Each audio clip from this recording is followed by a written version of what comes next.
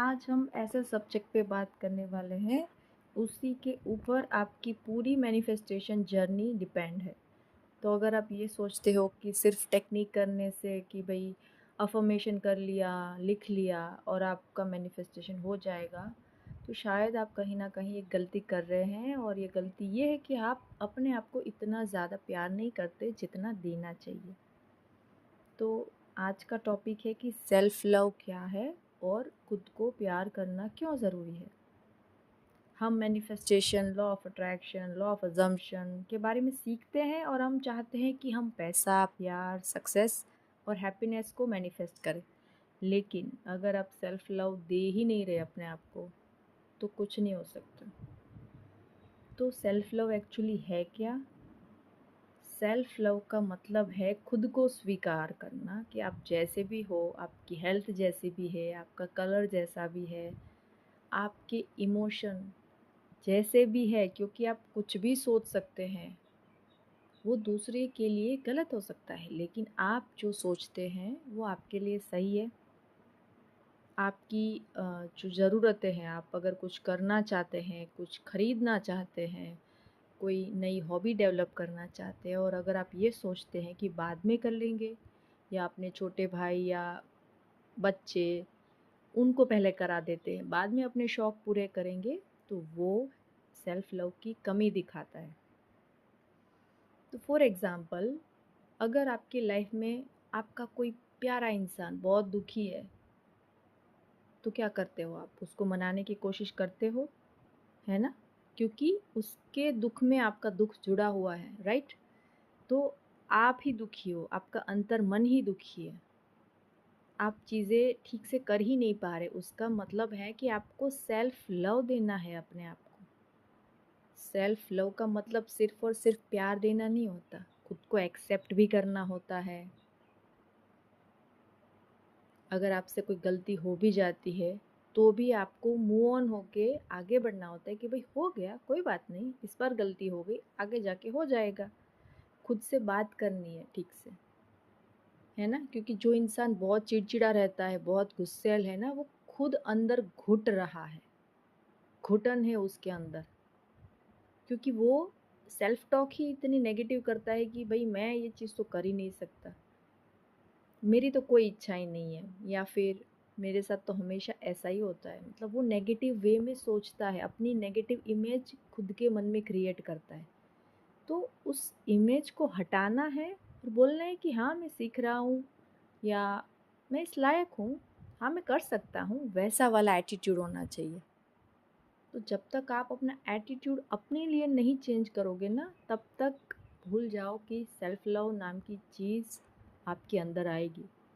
और दूसरा है कि आपको अपने आप को ना रिस्पेक्ट देनी है, क्योंकि हमें क्या लगता है, खाओ पियो ऐश करो, सही है, करना चाहिए, लेकिन ये जो हमारा शरीर है ना, वो एक मंदिर की तरह है, तो उसमें हम कूड़ा कचरा तो नहीं डालते ना, कूड़ा कचरा भी नहीं डालते। और आप अगर मंदिर जाते हो तो एक रिस्पेक्ट से जाते हो ना, तो वही है आपका बॉडी। भाई रिस्पेक्ट दो, अच्छा अच्छा खाना खाओ, एक्सरसाइज करो, जो बॉडी की रिक्वायरमेंट है उसके अकॉर्डिंग डाइट लो। छोटी चीज़ें हैं, ज़्यादा मेहनत करने की ज़रूरत नहीं होती और ज़रूरी भी नहीं है कि बहुत एक्सपेंसिव फूड खाकर ही आप अपनी हेल्थ बना सकते हो, क्योंकि यूट्यूब तो भरा पड़ा है कि कैसे घर के खाने को ही आप अच्छे से मैनेज करके आपकी सारी विटामिन की डेफिशिएंसी पूरी कर सकते हैं। तो बड़ा सिंपल है। दूसरा पॉइंट यही है कि बस अपने आप को ना रिस्पेक्ट दो। तीसरा है कि खुद को माफ़ कर दो। अगर आप अपने पास्ट को छोड़ नहीं सकते ना, तो आप वो भारी बैगेज पास्ट का लेकर आगे नहीं बढ़ पाएंगे। बहुत ज़रूरी है खुद को माफ़ करना। अगर कोई ऐसी चीज़ हो भी गई है लाइफ में कि बर्दाश्त के बाहर है, मतलब खुद पे घिन आती है कि ऐसा कैसे हो गया मेरे से, कोई बात नहीं, फिर भी अपने आप को माफ़ कर दो।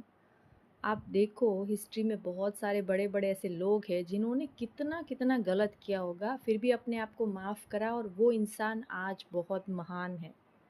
और शायद हो सकता है हम उनको इतनी रिस्पेक्ट से देखते हैं और हमारी किताबों में भी पढ़ाया जाता है।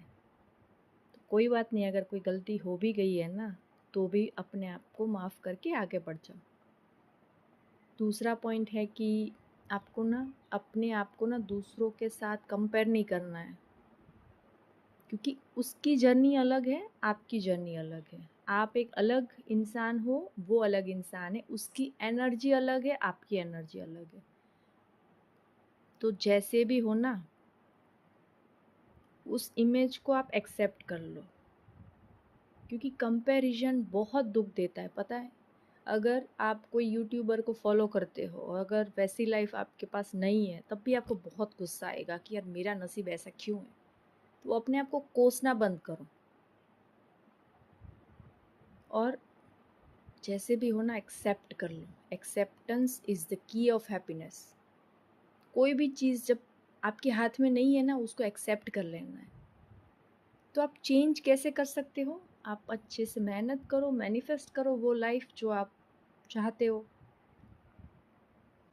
तो बस इन छोटे छोटे पॉइंट्स को आप ध्यान रख के ना अपनी सेल्फ वर्थ बढ़ा सकते हो, क्योंकि प्यार देते देते इंसान अपने आप को ना वैल्यूएबल समझने लगता है। कीमती हूँ भाई मैं, आपका बॉडी भी कीमती है, आपकी सोच भी कीमती है, और आप वो सब कुछ कर सकते हो जो लोग आपको टांग खींचकर नीचे गिराते हैं और बोलते हैं कि तुम ये चीज़ नहीं कर सकते। आपने इतने ताने सुने हैं, मुझे पता है, कि आपको एकदम नीचे गिरा दिया है और आप कुछ नहीं कर पा रहे। कि कोई बात नहीं, मैं कह रही हूँ ना, फिर से खड़े हो जाओ, अपने आप को माफ़ कर दो, एक्सेप्ट कर लो, और बिना कंपैरिजन अपने आप को भरपूर प्यार दो जिसके आप हकदार हो। और आप सीधा देखोगे कि उसकी इफ़ेक्ट आपकी मैनिफेस्टेशन जर्नी पे आएगी। आप खुश रहोगे, क्योंकि सेल्फ लव करने में कोई वजह नहीं चाहिए ना। आप खुद की बॉडी और खुद की सोल को आप जब खुशी देना शुरू करते हो ना, तो बाहर ऑटोमेटिक वही रिफ्लेक्ट होता है।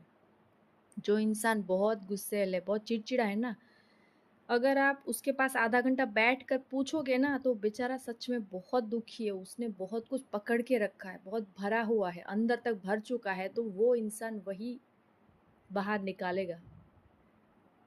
तो आपको सब लेट गो करके अपने आप को ना ग्रोथ देना है, खुद को ग्रोथ दो। माइंडसेट तो बाद में, लेकिन अब करो तो सही, पहले सोचो तो सही अपने बारे में।